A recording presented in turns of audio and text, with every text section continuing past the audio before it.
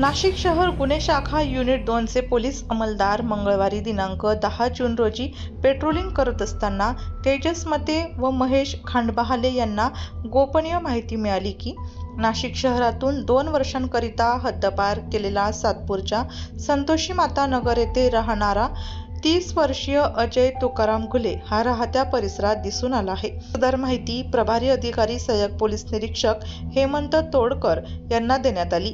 त्यानंतर गुन्हे शाखा युनिट 2 च्या पोलीस पथकाने तत्काळ सापळा रचून अजय घुले याला अटक करत या प्रकरणी गुन्हा दाखल करण्यात आला।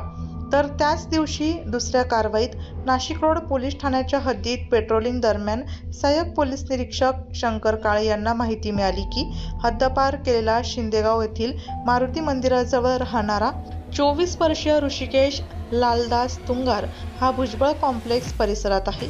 पथकाने वरिष्ठांना माहिती देत सापळा रचून त्याला ताब्यात घेतले।